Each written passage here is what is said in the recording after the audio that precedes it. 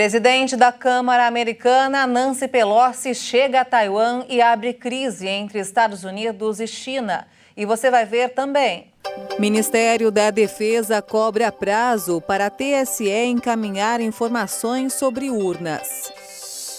Caixa Econômica Federal anuncia que o valor do auxílio gás será de R$ 110 em agosto. Chile investiga a origem de buraco de 200 metros de profundidade no Atacama. Caracas, na Venezuela, é uma das cidades com a maior biodiversidade do mundo e um paraíso para os beija-flores. Agora, no Jornal das 18h30.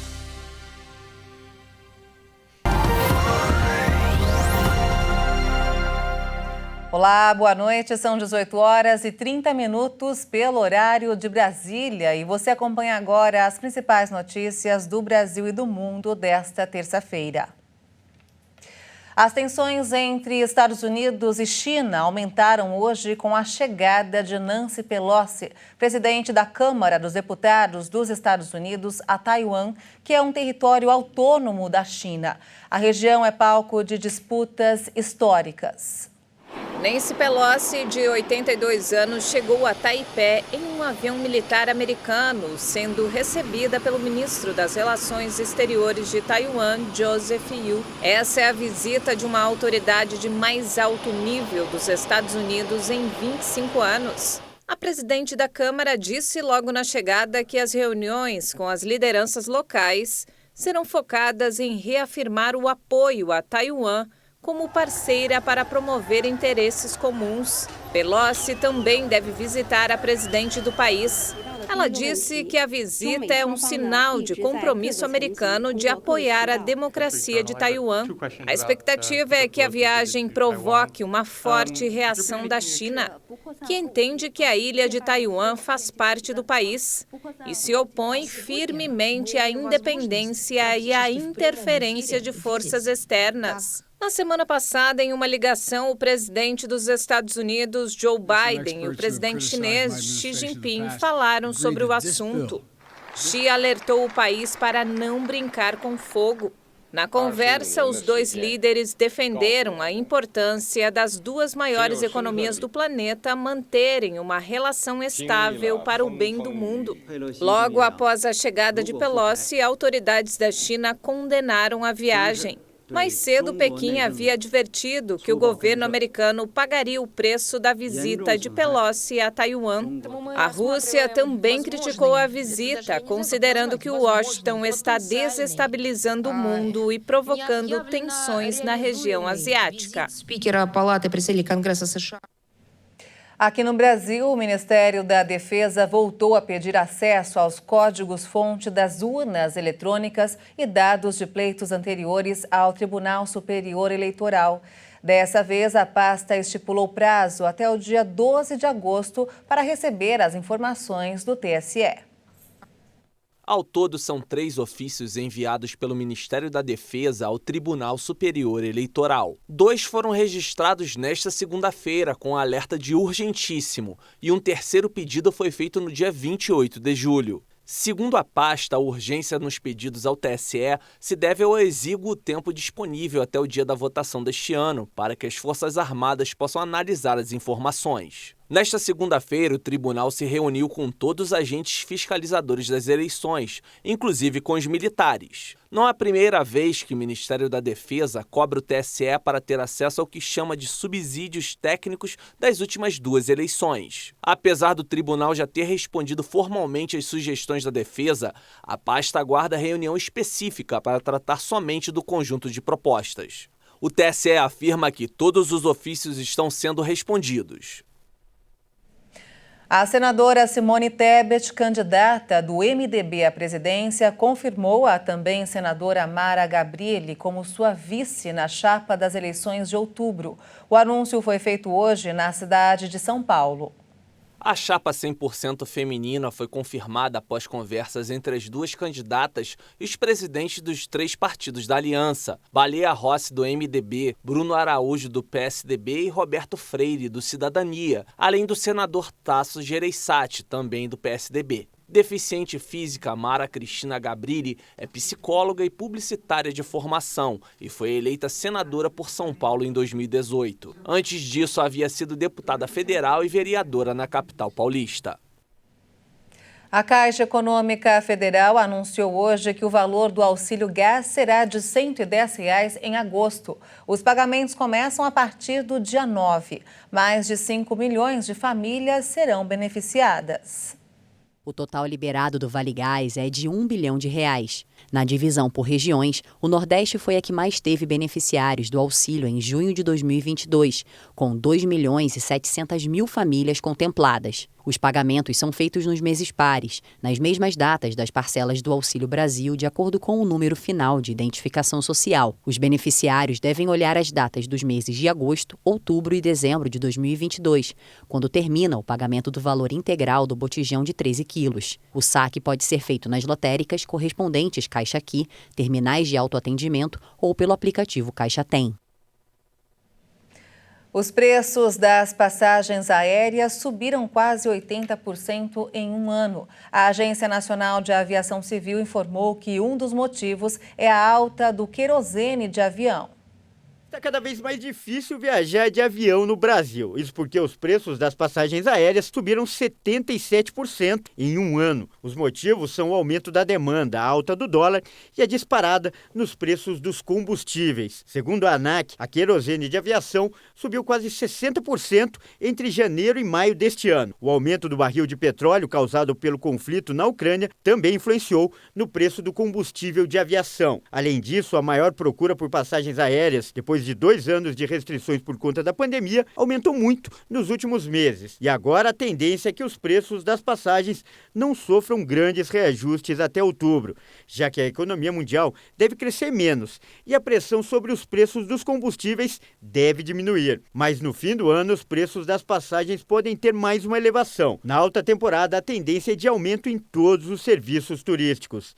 E para quem pretende viajar, o jeito é se planejar com antecedência para conseguir poupar no orçamento.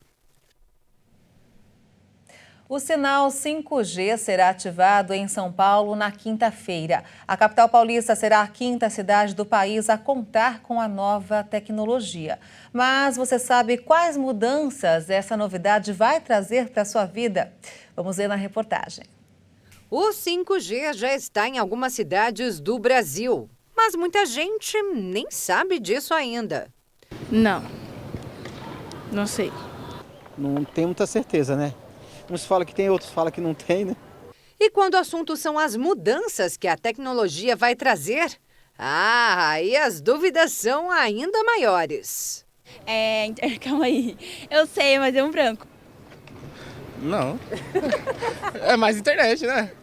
O pessoal só fala 5G, mas o que é? Não sabe.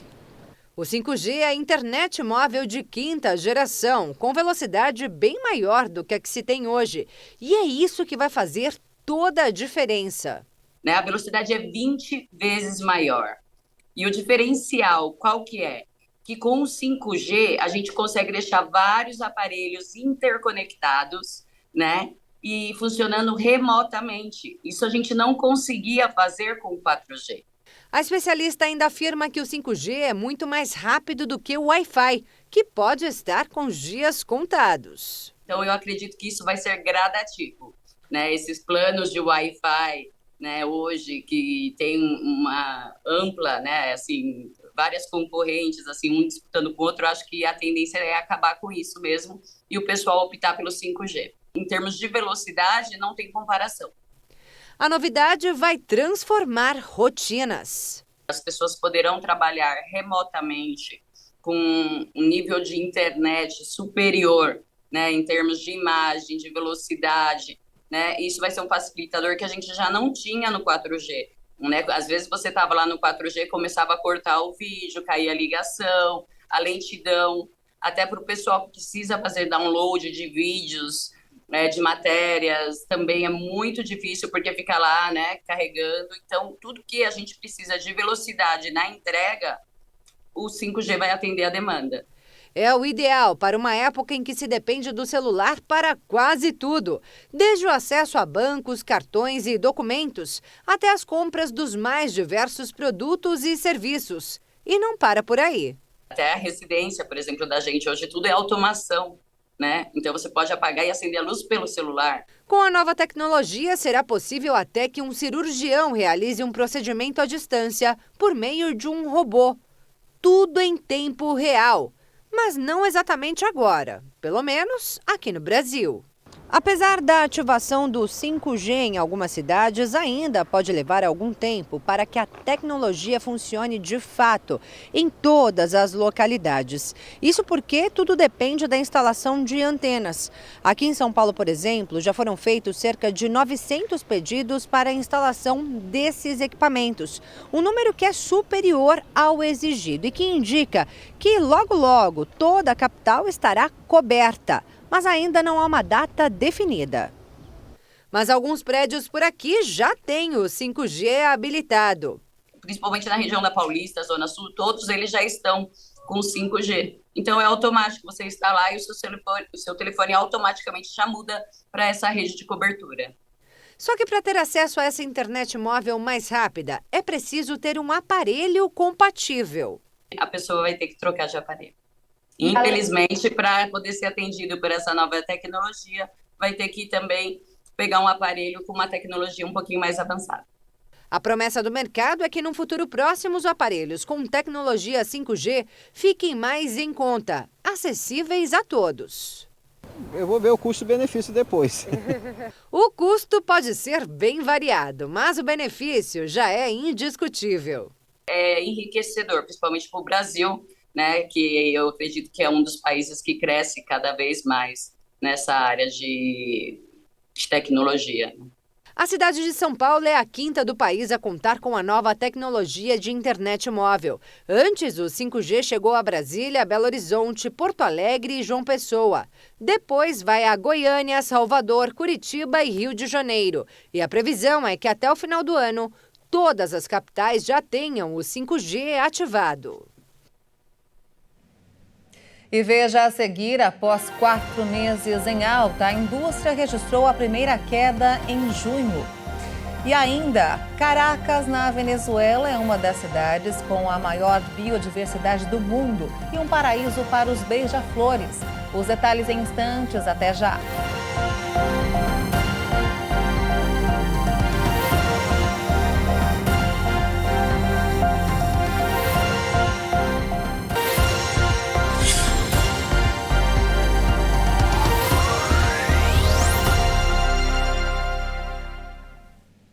Estamos de volta, são 18 horas e 45 minutos pelo horário de Brasília e vamos falar sobre economia. Os embarques de milho totalizaram mais de 4 milhões de toneladas em julho, segundo o relatório dos dados da balança comercial divulgado pela Secretaria de Comércio Exterior.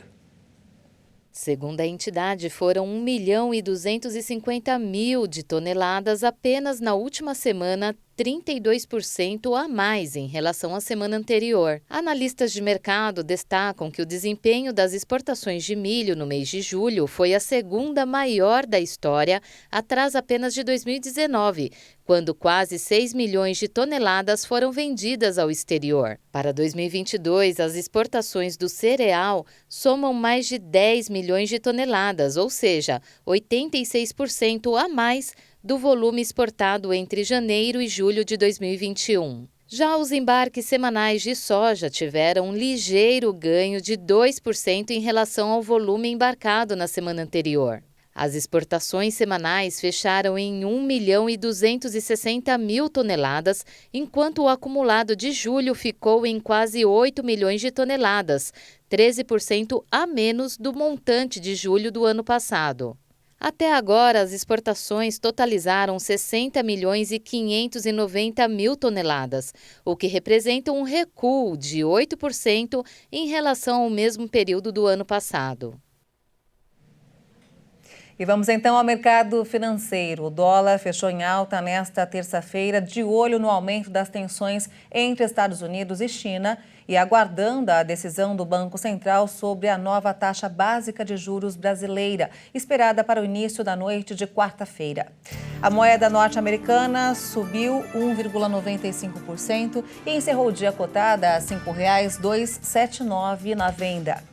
Já o Ibovespa, o principal índice da Bolsa de Valores de São Paulo, a B3, também subiu hoje, na véspera da decisão do Banco Central sobre a nova taxa básica de juros do Brasil. O índice teve alta de 1,11% a 103.362 pontos. E após 4 meses em alta, a indústria registrou a primeira queda em junho. Segundo o IBGE, o setor ainda segue abaixo do nível pré-pandemia.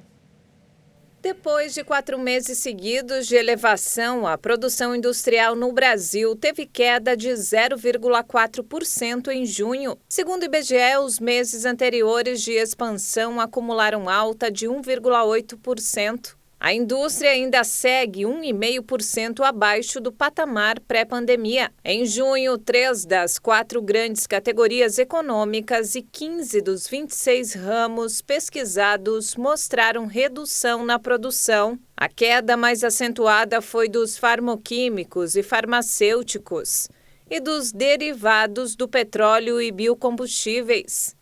As 2 categorias interromperam os avanços alcançados em abril e maio de 2022, quando acumularam crescimento acima de 5%.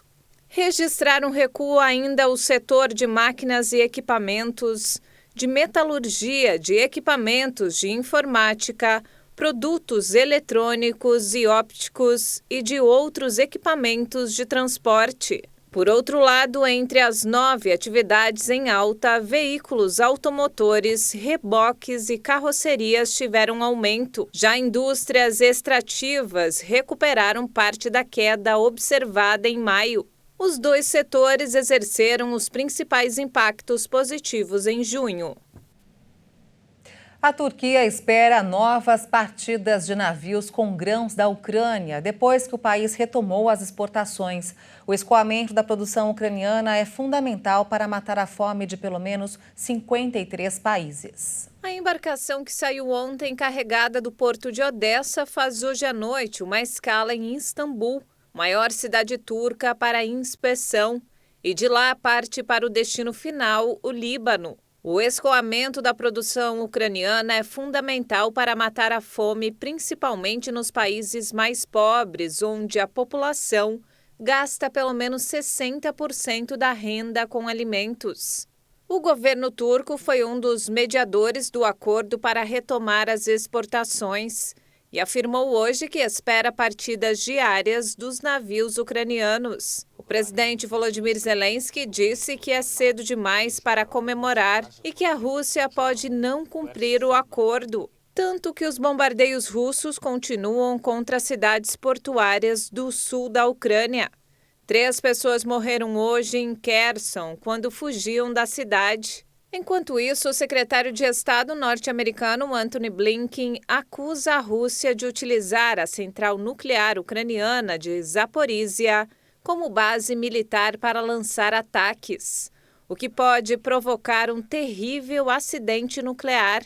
Autoridades ucranianas já acusaram os russos de usar o terreno da usina como base de tropas e armazém de equipamentos militares. A Rússia também acusou os Estados Unidos de envolvimento direto na guerra da Ucrânia, depois de alegar que os americanos estavam compartilhando informações de inteligência com forças ucranianas. O egípcio Ayman al-Zawahiri, um líder considerado sem carisma à frente da Al-Qaeda em comparação com o antecessor Osama Bin Laden, foi um teórico das ramificações das células jihadistas, sem conseguir tomar controle delas até a sua morte neste fim de semana. Alvo de um ataque americano, o homem que foi um dos arquitetos do 11 de setembro precisou multiplicar as franquias da Al-Qaeda para manter a organização viva. Al-Zawahiri ingressou na Irmandade Muçulmana aos 15 anos e sobreviveu a mais de 40 de jihad antes de morrer aos 71 anos. Apesar do papel nos ataques de 2001, que levam a assinatura da Al-Qaeda, al-Zawahiri tinha um prêmio de 25 milhões de dólares estabelecido pela captura. Ele nasceu em 19 de junho de 1951 em Madi, perto do Cairo, em uma família burguesa. Era neto de um grande teólogo e filho de um médico, carreira pela qual optou seguir. Ele ficou 3 anos preso pelo envolvimento no assassinato do presidente do Egito, Anwar al-Sadat, em 1981. Depois, viajou para a Arábia Saudita, Estados Unidos e, finalmente, Paquistão, onde foi médico para os jihadistas que lutavam contra os soviéticos. Foi lá que conheceu Bin Laden. Ele estava na lista negra de Washington desde 1998 por ter apoiado os ataques contra as embaixadas americanas no Quênia e na Tanzânia. E olha só, uma enorme cratera surgiu na região do deserto do Atacama, no Chile. De acordo com autoridades do país, ainda não se sabe as causas do fenômeno. De acordo com o Serviço de Geologia e Mineração do Chile, a abertura tem aproximadamente 25 metros de diâmetro. A cratera surgiu bem perto de uma mina, em Tierra Amarilla, na região do deserto do Atacama. O prefeito da região relacionou a abertura do buraco com o serviço de mineração e defendeu a suspensão das atividades até que as causas do fenômeno sejam esclarecidas. A Secretaria de Mineração da região do Atacama foi ao local para inspeção e indicou que até o momento não houveram danos significativos ou feridos em decorrência da abertura. Eles também informaram que continuarão monitorando a situação. Apesar do caos e do barulho da capital venezuelana, Caracas é uma das cidades com a maior biodiversidade do mundo e um paraíso para os beija-flores. Vamos ver. O barulho dos carros e ônibus domina Caracas, mas isso não impede que esses beija-flores cheguem ao apartamento de Tomás Fernandes. O chefe de cozinha de 55 anos tem bebedouros em todas as janelas de casa e espera o entardecer para alimentar os pássaros. Caracas é uma cidade privilegiada para aves. No caso dos beija-flores, das 100 espécies que existem na Venezuela, a capital tem 27. Pode até ter umas 30, talvez, mas 27 foram registradas. Os pássaros chegam em bandos nos bebedouros colocados em jardins na capital da Venezuela. O néctar que os beija-flores consomem consiste em água e açúcar. Os entusiastas destas aves têm o cuidado de manter os recipientes sempre limpos e livres de fungos que possam afetar a saúde. Com um metabolismo 77 vezes maior do que de um homem, os beija-flores gastam tanta energia durante o dia que à noite entram em um estado semelhante à hibernação. Alberto Blanco Dávila estuda o comportamento do beija-flor. Ele trabalha no Topotepuy, um jardim privado de 554 hectares, também com diversos bebedouros, cujo uso divide opiniões. Alguns ornitólogos alertam que os recipientes podem mudar os hábitos dos beija-flores e afetar o papel de polinizador, mas, de acordo com Alberto, isso não acontece. O beija-flor pode visitar entre 1.000 e 2.000 flores por dia em uma floresta normal para se alimentar. Este é apenas mais um complemento. Seu papel de polinizador não está sendo comprometido e nem cortado. Continuam polinizando. Eles seguem polinizando. São lindos os beija-flores, né? E o Jornal das 18h30 fica por aqui. Você acompanha outras informações durante a nossa programação. Uma boa noite para você e até amanhã. Tchau, tchau.